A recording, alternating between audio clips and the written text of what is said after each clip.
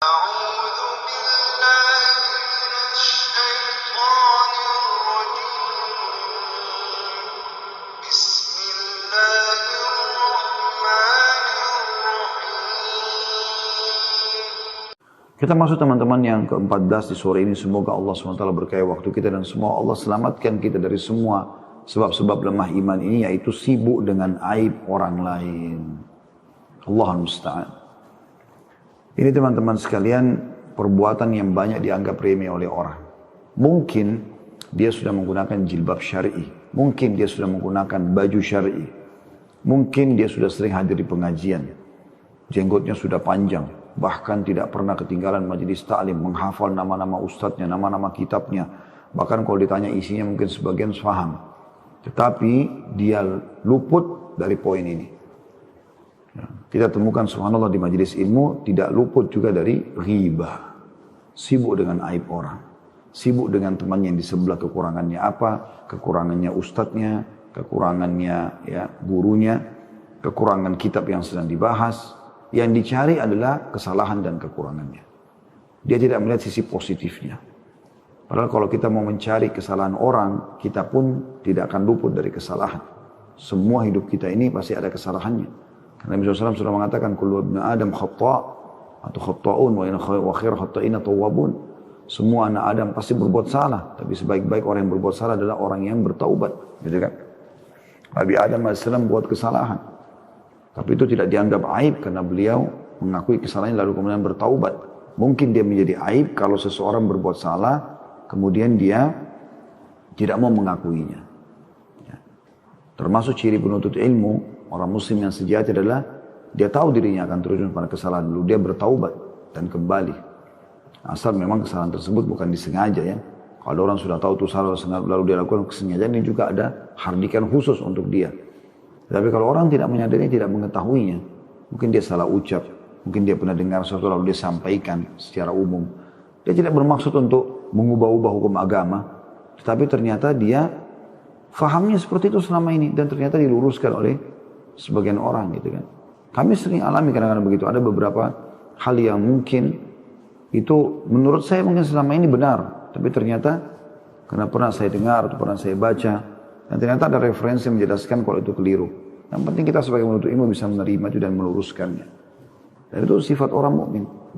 Ya. Mereka kalau melakukan satu perbuatan kesalahan maka dia tadzakkaru fa idza mubsirun, maka mereka tiba-tiba ingat dan akhirnya mereka mengikuti petunjuk. Teman-teman sekalian, kalau kita lihat aib pada seseorang, tugas kita menasihatinya empat mata, meluruskan kesalahannya,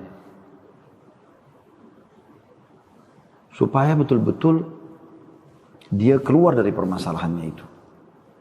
Kalau memang Anda karena Allah Subhanahu wa taala, Anda akan lakukan ini. Dan juga kita tidak sebarluaskan aib itu. Walaupun aib itu sudah menyebar ke sana sini, kita harusnya nasihati lillahi ta'ala. Kita datang nasihatin dia, luruskan kesalahannya. Kalau dia terima, alhamdulillah. Kalau dia tidak mau terima, dari situ baru boleh ada tahdzir yang diberikan kepada dia.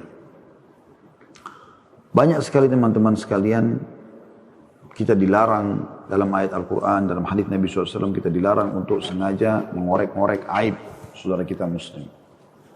Di awal pertemuan kita teman-teman, mari sama-sama kita buka surah Al-Hujurat, ya, yang insya Allah memberikan gambaran kepada kita tentang masalah larangan ini. Ya. Silakan dibuka teman-teman programnya di surah nomor 49, surah Al-Hujurat. Ya.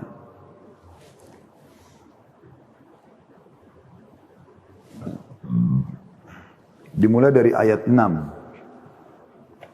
Saya akan bacakan. A'udzu billahi minasyaitonir rajim. Surah nomor 49 Al-Hujurat dimulai dari ayat 6. Ya ayyuhalladzina amanu in ja'akum fasikum binaba'in fatabayyanu an tusibu qauman bijahalatin fatusbihu ala ma fa'altum nadimin.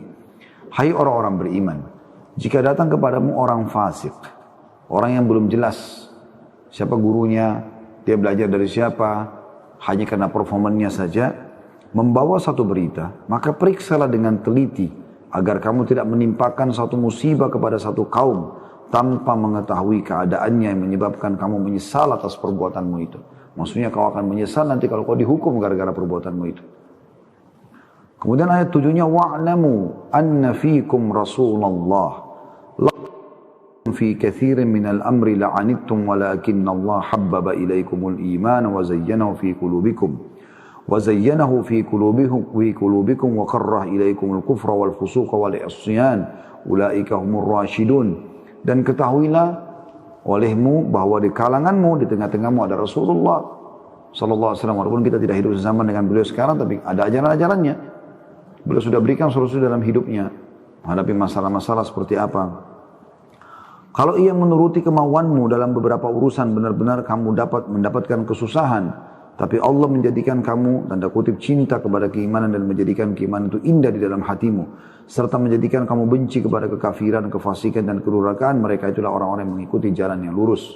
Artinya kalau kalian mengikuti Nabi SAW, maka kalian akan mendapatkan petunjuk benar.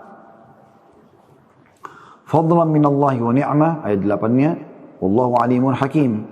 Sebagai karunia dan nikmat dari Allah, dan Allah maha mengetahui lagi maha bijaksana. Ayat 9-nya. Wa in ta'ifatani minal mu'minin iqtatalu fa aslihu bainahuma fa in bagat ihdahuma 'ala al-ukhra faqatilul lati tabghi fa in fa'at fa aslihu bainahuma bil adli wa aqsitu innallaha yuhibbul muqsitin. Dan kalau ada dua golongan dari mereka yang beriman itu berperang, hendaklah kamu damaikan antara keduanya. Kalau dua orang yang ribut, yang kau lakukan adalah damaikan, bukan malah memperkeruh permasalahan atau mendengar hanya sepihak saja. Tapi kalau ada yang satu melanggar perjanjian terhadap yang lain, hendaklah yang melanggar perjanjian itu kamu perangi sampai surut, sampai kembali kepada perintah Allah. Kalau dia surut, damaikanlah antara keduanya menurut keadilan. Hendaklah kamu berlaku adil, sesungguhnya Allah mencintai orang yang berlaku adil. Lalu ayat 10-nya Allah mengatakan, innamal mu'minuna ikhwatun fa aslihu baina akhawaykum wattaqullaha la'allakum turhamun. Orang-orang beriman itu sesungguhnya bersaudara. Sebab itu damaikanlah, atau dalam kurung perbaikilah hubungan antara kedua saudaramu itu, dan takutlah terhadap Allah atau kepada Allah supaya kamu mendapat rahmat. Lalu ayat 11 ini saksi bahasan kita. Ya ayyuhalladzina amanu la yaskhar qaumun min qaumin asa an yakunu khairan minhum wala nisa'un min nisa'in asa an yakunna khairan minhun wala talmizu anfusakum wala tanabazu bil alqab bi'sal ismul fusuq ba'dal iman wa man lam yatub fa ulaika humudz zalimun. Hai orang-orang beriman, janganlah sekumpulan orang laki-laki merendahkan kumpulan yang lain. Boleh jadi yang ditertawakan itu lebih baik daripada mereka.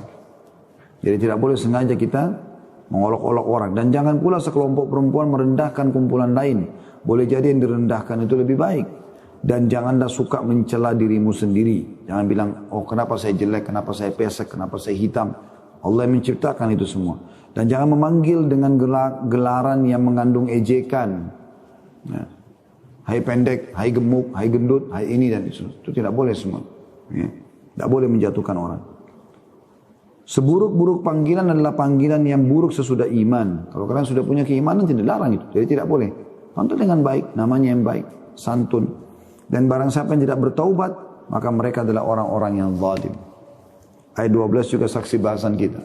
Ya ayyuhalladzina amanu ijtanibu katsiran minadh-dhanni inna ba'dadh-dhanni itsm wa la tajassasu wa la yaghtab ba'dukum ba'dha ayuhibbu ahadukum an ya'kula lahma akhihi maytan fakarihtumuh wattaqullaha innallaha tawwabur rahim.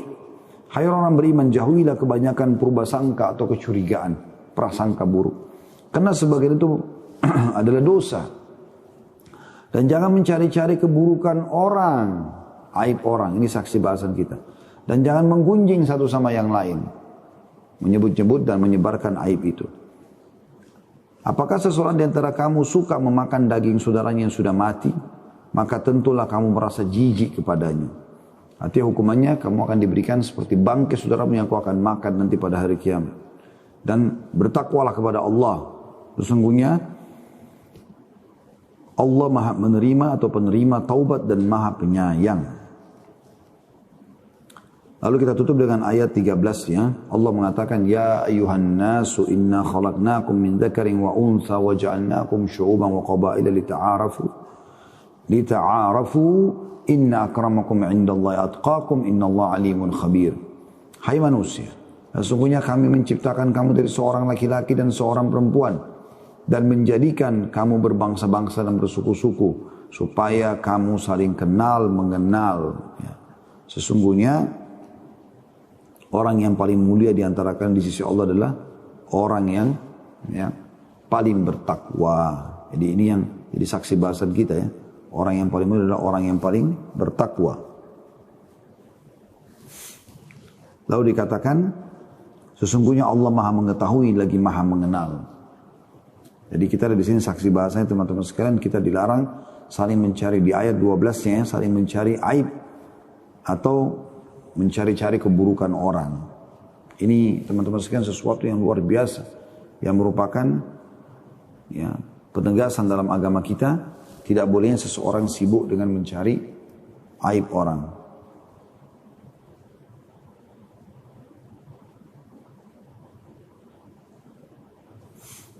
Kemudian juga cukup banyak ya, di dalam Islam kita tidak bolehnya kita melakukan pelanggaran-pelanggaran termasuk sengaja mencari-cari aib orang ya.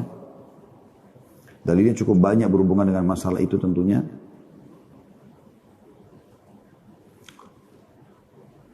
Saya akan coba lihatkan bagaimana hadis Nabi SAW. Hadis ini hadis sahih. Kata Nabi SAW, Iyakum wadh-dhann, fa inna dhanna akdzabul hadith, wa la tajassasu, wa la tahasadu, wa la tahassasu ya. Maaf.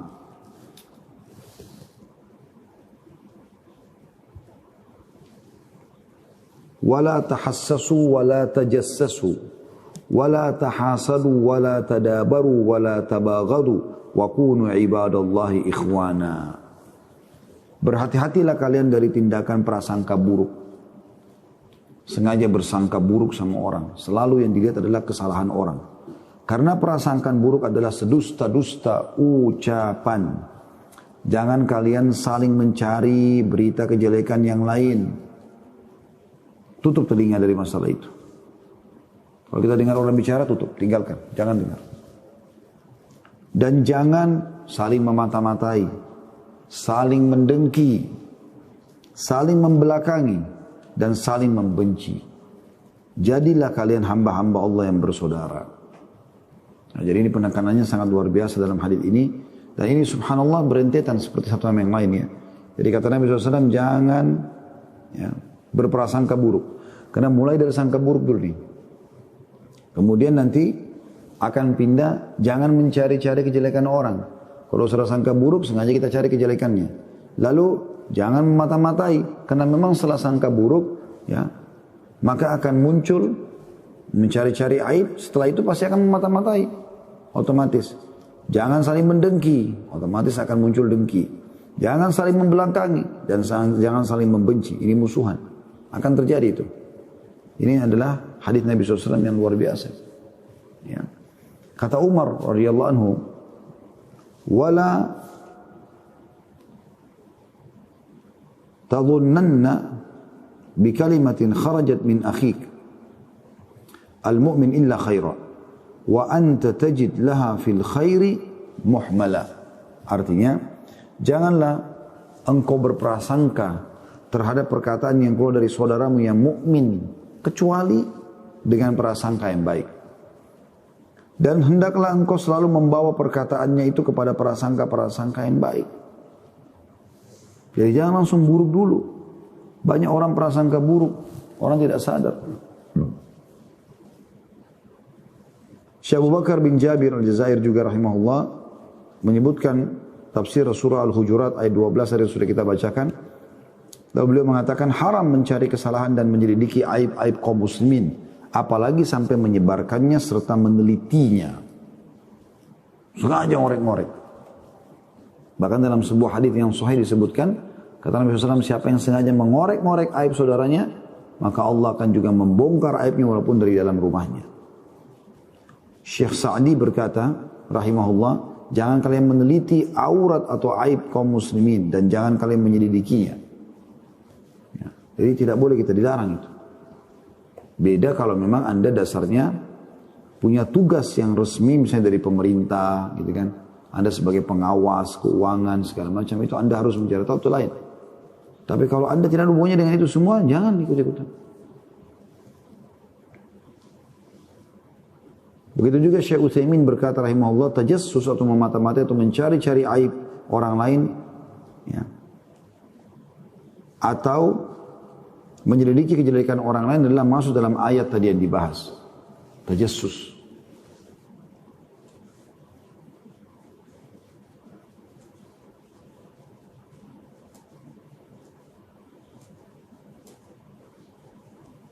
Pernah teman-teman sekalian,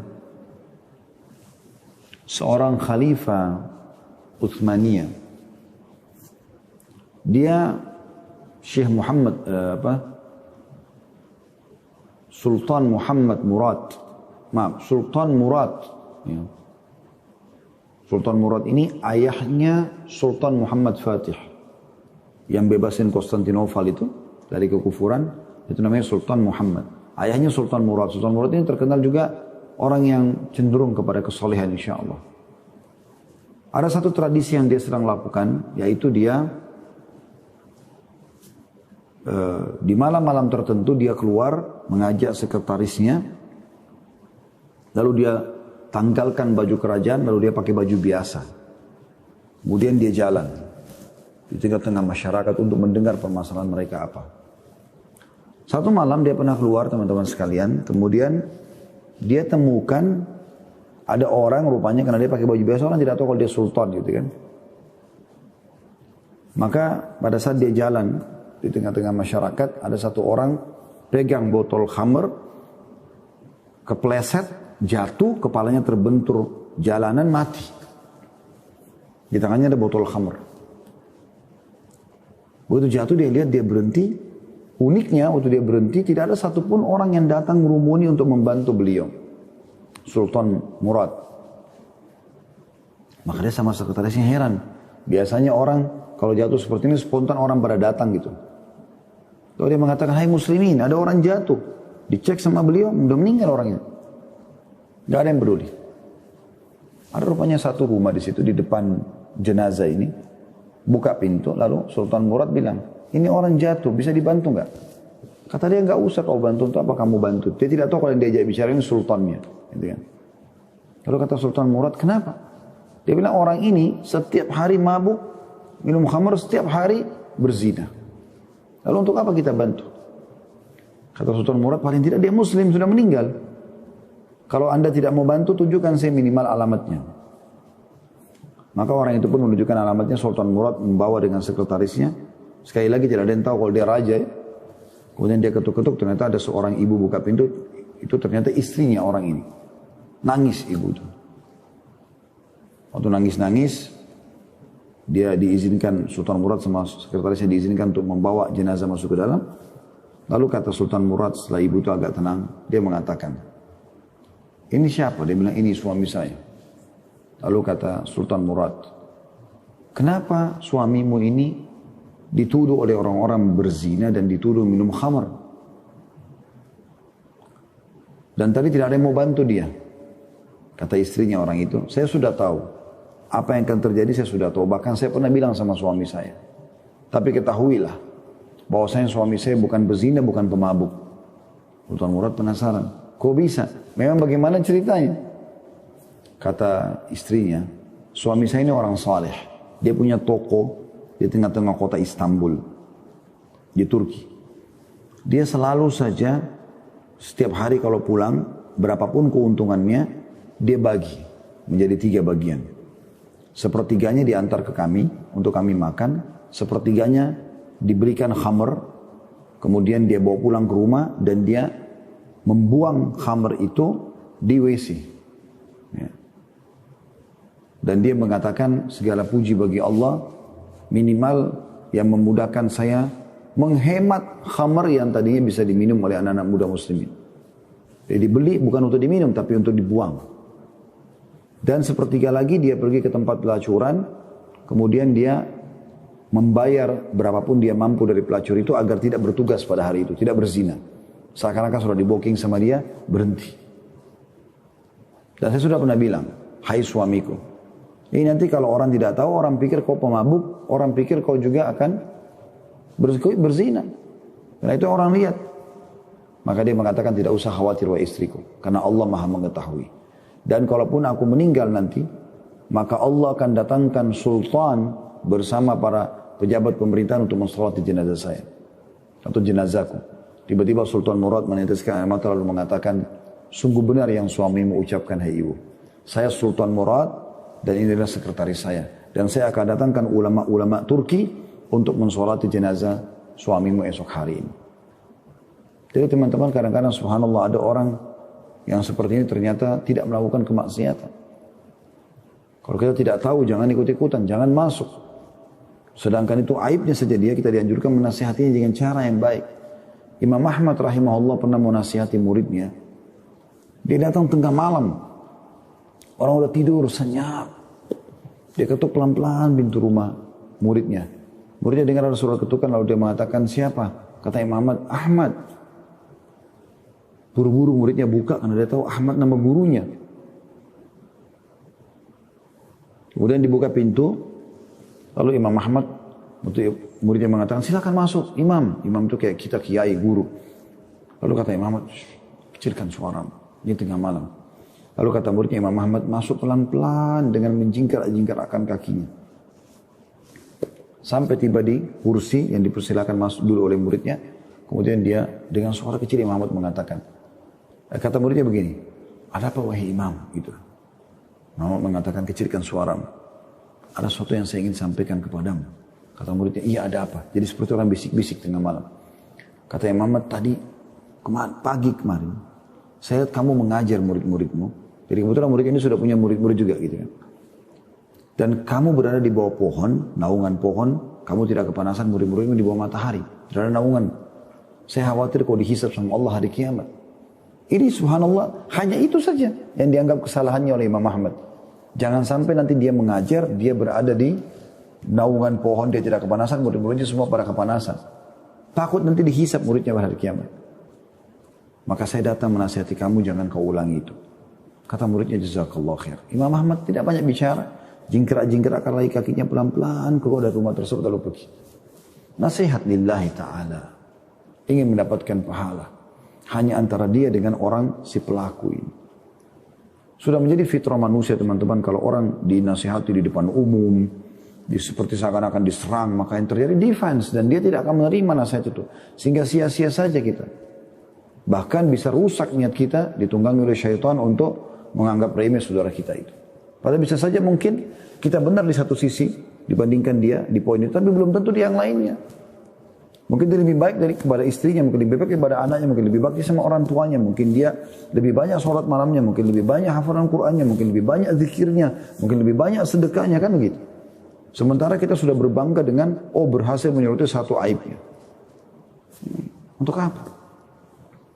Bukankah Nabi SAW bersabda pada saat mengangkat bangkai kambing di pasar, kemudian mengatakan, sungguh demi zat yang jiwa Muhammad dalam genggamannya, seseorang di antara kalian memakan bangkai yang lebih ringan daripada dia menceritakan aib saudaranya muslim.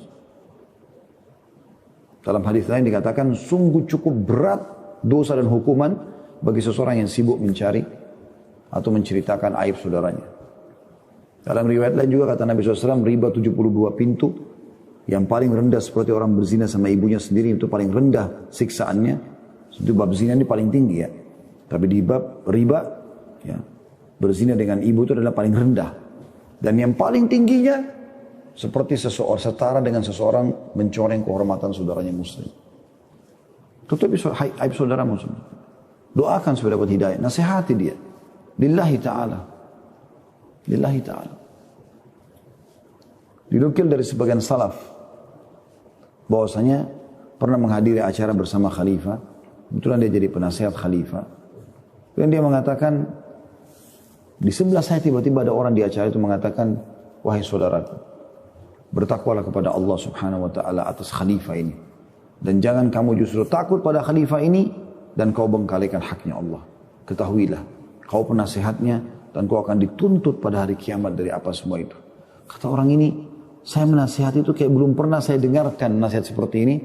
Dan saya seperti disirami dengan air sejuk untuk hati-hati dengan tugas saya. Kemudian saya berharap dengarkan nasihat tambahannya. Lalu saya mengatakan karena banyak tamu, lanjutkan nasihatmu. Lalu dia pun mengatakan, ingatlah, setiap perkataan, setiap keputusan khalifah, engkau terlibat di situ. Dan engkau pun akan dituntut pada hari kiamat. Maka hati-hatilah. Sekali lagi bertakwa kepada Allah atas khalifah ini. Dan jangan kau takut pada dia. Dan kau bengkalikan haknya Allah. Kata dia, saya sangat sejuk. Begitu saya mau mengatakan tambahkan lagi, saya balik ke sebelah kiri, sudah nggak ada orang itu. Saya berusaha cari, mau tahu siapa yang bicara, nggak ketahuan orangnya. Bayangkan begitu mereka menasihati karena Allah SWT. Bukan malah ekspos di medsos, bukan malah luar biasa sudah tidak tahu batasannya. Semua kesalahan orang dibuka, semua begini dan begitu. Yang lebih buruk kadang-kadang subhanallah, dia lagi salah. Dan kebongkar salahnya nih. Dia bukan mau, ya, misalnya ketahuan dari nasihatnya. Bukannya dia terima, tapi dia malah sengaja mencari kesalahan orang yang sudah memberikan peringatan itu. Ini luar biasa buruknya. Allah musta'an. Nah, ini tanda-tanda lemahnya iman. Saya akan bacakan apa yang dikatakan oleh penulis teman-teman sekalian. Di halaman 71 di sebab ke-14 dari buku 31 sebab lemahnya iman ya.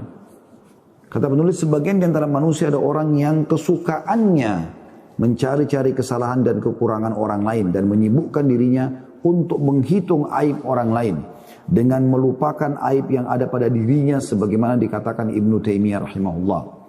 Bagaikan lalat yang tidak hinggap kecuali pada kotoran. Jadi orang seperti ini seperti lalat yang hanya hinggap pada kotoran saja. Cuma tahu aibnya orang, kekurangan orang. Dia lupa orang ini mungkin punya 1 juta kebaikan dibandingkan dia. Mana saya katakan tadi, mungkin lebih sedekahnya, lebih bakti sama orang tuanya, lebih baik sama istri dan anaknya, lebih segala macam. Tapi ini orang tidak tahu kecuali itu masalahnya dan itu aibnya. Terus saja disorotin. Orang, maksudnya disorotin sini secara umum ya, secara depan umum segala macam. Tapi kalau dia datang menasihatin itu karena Allah SWT itu pahala bagi dia. Orang yang sibuk menghitung aib orang lain dengan melupakan aib dirinya sendiri adalah manusia yang paling besar kebodohannya.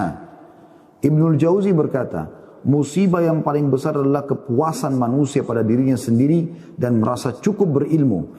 Dan hal semacam ini merupakan musibah yang banyak menimpa kehidupan manusia. Sibuk, si fulan itu harus banyak belajar agama, dia sendiri juga harus belajar agama. Walaupun dia sudah alim. Hanya orang sombong yang mengatakan dirinya tidak perlu belajar agama. Sibuk mengatakan orang itu harus belajar lagi tuh. Orang itu jangan dengar dari dia. Orang itu begini dan begitu. Padahal dia sendiri juga sebenarnya harus belajar. Dan itu. Sibuk dengan kesalahan orang. Pribadi yang sukses adalah pribadi yang selalu kembali kepada dirinya. Berintrospeksi diri dan menyalahkan dirinya sendiri. Serta menjadikan ketakwaan sebagai perisai dirinya. Dan dia mengetahui bahwa dirinya sendiri adalah musuh yang harus ia perangi. Juga mengetahui bahwa dengan mengendalikan dirinya merupakan jalan untuk mendapat kemenangan dan kesuksesan di akhirat. Sesungguhnya setiap manusia akan diminta pertanggungjawaban tentang dirinya. Dan setiap manusia diperintahkan untuk mensucikan dirinya. Serta menghindarkan diri dari kehinaan untuk menuju pada derajat-derajat kemuliaan dan kedudukan yang paling mulia. Manusia tidak diperintahkan untuk memata-matai aib dan kelemahan saudara-saudaranya yang seiman. Apalagi untuk menyebarluaskannya.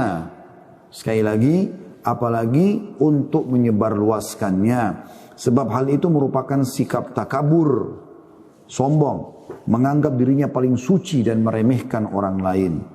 Abu Hatim Al-Busti berkata, rendah hati adalah sikap menganggap diri sendiri hina karena ia ingat akan dosa yang telah ia lakukan, hingga ia tidak pernah melihat seorang pun, melainkan ia merasa bahwa ibadahnya kurang dibandingkan orang tersebut, dan merasa lebih banyak dosa daripadanya. Subhanallah, banyak orang begitu, merasa dirinya benar sendiri, padahal dia masa lalunya luar biasa, berbuat segala macam maksiat masa lalunya. Mungkin orang yang sedang dia sorotin, masa mudanya tidak seperti dia. Paling tidak dulu, ada masa lalu dia yang harus dia jadikan introspeksi diri. Kalau ada aib, teman-teman sekalian, pada diri saudara kita muslim, kita nasihatin, kita tutupin. Dan jangan kita pernah merasa diri kita lebih daripada dia. Sekali lagi mungkin banyak amal-amalnya lebih baik daripada kita. Jangan salah dalam masalah seperti ini ya. Karena banyak orang seperti itu terjerumus terus dengan bangga karena menemukan itu ada kesalahannya lagi tuh, itu ada kesalahan lagi, terus sibuk dengan kesalahan itu. La haula wala quwata illa billah. Sehingga dia jadi gurur, dia jadi sombong, lagi bangga dengan itu. Merasa gembira kalau menemukan aib saudaranya. Gitu kan. Dan sungguh saya sangat merasa heran, kata penulis, melihat seseorang yang tidak mampu bekerja, serta tidak pernah berbuat sesuatu apapun untuk agamanya. Kesukaannya hanyalah mengkritik orang lain, serta mencari kekurangan-kekurangan mereka. Setiap kali mereka melakukan sesuatu perbuatan, maka engkau akan mendapatkan bahwa orang ini melancarkan kritik-kritik pedas, yang sama sekali tidak memiliki dasar kecuali kesombongan. Dan dia tidak pernah hadir di suatu majlis, kecuali hanya ingin mengkritik terhadap si fulan dan si anu atau si fulan. Sebagaimana pepatah mengatakan orang yang berbicara tidak mau kalah. Mereka yang suka mengkritik itu pada hakikatnya tidak pernah berbuat. Maka dari itu amat mudah bagi mereka untuk melontarkan kritikan. Dikarenakan mereka tidak pernah berbuat. Ketidakmampuannya pada hal itu membuat peluang bagi dirinya untuk bebas berbicara di hadapan kaum muslimin. Dengan alasan untuk membangun. Tetapi pada hakikatnya alasan yang mereka kemukakan itu adalah jauh dari kenyataan yang sebenarnya. Sikap semacam ini sering ditemukan pada diri mereka yang menyatakan diri berada di dalam barisan tokoh kebangkitan Islam. Lalu iblis memperdayanya hingga tidak ada yang mereka lakukan kecuali mengkritik tanpa bisa berbuat. Jika mereka mendengar kata-kata orang alim atau seorang penuntut ilmu dalam suatu pertemuan, maka mereka berusaha meneliti ucapan itu untuk mencari kesalahan yang terjadi pada pertemuan itu. Jika yang mendengar seorang khatib berceramah dengan menggunakan bahasa Arab namun tidak fasih atau kurang tepat ilmu nahwunya, maka ia sering menyebarluaskan kesalahan ini. Memang benar jika dikatakan bahwa kefasihan bahasa adalah penting. Ini disebutkan di halaman 73 ya. Bukan saya mengarang-arangnya ini. Ini ditulis oleh Husain Muhammad Syamir, diterbitkan oleh Darul Haq buku ini. Saya ulangi paragraf ini, jika ia mendengarkan seorang khatib berceramah dengan menggunakan bahasa Arab namun tidak fasih pun menurut dia, atau kurang tepat ilmu nahwunya, maka ia sering menyebarluaskan kesalahan ini. Memang benar jika dikatakan bahwa kefasihan bahasa adalah penting. Akan tetapi kita katakan kepadanya, berkatalah pada dirimu, kamu sendiri tidak bisa berceramah. Lalu apakah kita hanya bisa mengkritiknya saja, sementara itu kita lupakan pengaruh positifnya terhadap masyarakat? Atau kamu ceramah, tapi ceramah mungkin belum berefek seperti ceramahnya. Dan jika ada seorang ulama salah dalam memberitakan fatwa, atau ulama itu mengutarakan suatu hadis dhaif atau lemah, maka celakalah bagi ulama itu, sebab ia akan mendapat serangan gencar para tukang kritik yang menyibukkan diri mereka untuk mencari aib orang lain. Setiap kali mereka hadir di satu majlis, maka tidak ada yang bisa mereka ucapkan kecuali kesalahan-kesalahan orang lain. Jika engkau berbicara dengan seseorang di antara mereka dan engkau memintanya untuk memberikan kata sambutan atau ceramah yang dapat memberi manfaat kepada orang lain, maka ia akan menolak permintaan anda itu dengan berbagai alasan seraya mengatakan, saya tidak ahli dalam bidang itu. Lalu sikap rendah hati macam apa ini? Penipu diri sendiri, pura-pura warak atau dekat dengan Allah SWT. Ya, atau menjaga kesucian hubungan dengan Allah. Ini benar-benar orang yang suka menodai kehormatan orang lain dan tidak pernah memperhatikan diri sendiri. Dan jika disuruh maju untuk berbuat baik, maka berbagai alasan dikemukakannya dengan berpura-pura sebagai orang warak atau merendah diri. Ibnu Asakir berkata, barang siapa yang mengkritik ulama dengan maksud menghina dan atau mencela, maka Allah akan mematikan orang itu sebelum kematiannya dengan menjadikannya hatinya mati. Maka para penuntut ilmu, janganlah engkau sibuk mengurusi aib. Sekali lagi, bahasa ini baik ya, di halaman 75. Maka wahai para penuntut ilmu, janganlah engkau sibuk mengurusi aib dan kesalahan orang lain sementara engkau melupakan aib yang ada pada dirimu sendiri. Tapi hendaklah anda mempersibuk diri dengan kekurangan diri, mendidiknya dan melakukan tazkiyatun nafs atau mensucikan diri. Dan seharusnya Anda berpendirian, tanda kutip, bahwa saya akan menyerahkan urusan orang lain kepada Sang Pencipta, Allah Subhanahu wa Ta'ala. Maka tidak layak bagiku mencari-cari kesalahan orang lain atau menentangnya, dan tidak ada hak bagiku mengintip perbuatan orang lain di balik tabir. Juga aku tidak akan menajamkan telingaku di balik dinding, sebagaimana aku tidak akan mengikut kanan dan sikut. Aku tidak akan menyikut kanan dan sikut kiri terhadap orang lain yang berjalan di kanan atau kiriku selama jalan masih terbuka pada apa yang saya maksud. Akan tetapi tidak ada larangan bagi seseorang yang datang kepada saudaranya untuk memberikan nasihat serta menerangkan aib-aibnya dalam rangka melakukan islah atau perbaikan dan meluruskan kesalahannya. Tapi antara dia sama saudaranya, bukan sengaja mengekspos sama sini. Ya. Apalagi memang bisa saja saudara kita bukan sengaja melakukannya. Apalagi dia orang yang bisa menerima masukan. Itu sudah tegak hujjah kepada orang yang terus sibuk mencari kesalahan orang. Akan tetapi kata beliau, tidak ada larangan bagi seorang yang datang kepada saudaranya untuk memberi nasihat serta menerangkan aib-aibnya dalam rangka melakukan islah atau perbaikan dan meluruskan kesalahan. Alangkah nikmatnya suatu persahabatan yang didasari dengan niat ikhlas dan saling menasihati karena Allah dan mencintai saudaranya sebagaimana yang mencintai dirinya sendiri. Seorang mukmin adalah cermin bagi saudaranya dan kritik yang membangun adalah suatu hal yang diperlukan. Jika seseorang melakukan kesalahan, maka saudaranya harus memperingatkannya akan kesalahan itu dengan bijaksana, jujur, dan berani untuk menasihati. Bukan untuk menyakiti atau membuka aib, apalagi untuk mencari-cari kesalahan. Tidak sedikit orang yang selalu berupaya mencari-cari kelemahan dan kesalahan orang lain dan melancarkan kritikan-kritikan pada perkara besar maupun kecil yang selalu menelusuri aib-aib dan kelemahan. Lalu Allah membuka aibnya sendiri di hadapan orang banyak hingga ia sesat atas dasar ilmu dan aib menimpa dirinya sendiri. Hal semacam itu hendaklah dijadikan pelajaran bagi orang-orang yang berfikir. Alangkah indahnya hidup manusia yang selalu berkomunikasi dengan dirinya sendiri. Bukankah engkau telah melakukan perbuatan ini dan itu? Lalu ia menghinakan diri sendiri di hadapan Allah serta memohon kepadanya, Allahumma ati nafsi taqwaha wa zakkiha anta khairu man zakkaha. Ya Allah, berikanlah ketakwaan pada diriku ini dan sucikanlah ia. Karena engkau adalah sebaik-baik pensuci atau pembersih jiwa. Jadi teman-teman, bahasan kita insyaAllah pada kesempatan ini yaitu sebab lemah iman yang ke-14, mencari-cari aib orang lain. Jadi sekali lagi kalau anda menemukan aib itu, maka coba luruskan. Dan itu pun menasihatinya dengan cara sembunyi karena Allah Subhanahu Wa Taala, maka itu akan lebih tepat sasaran.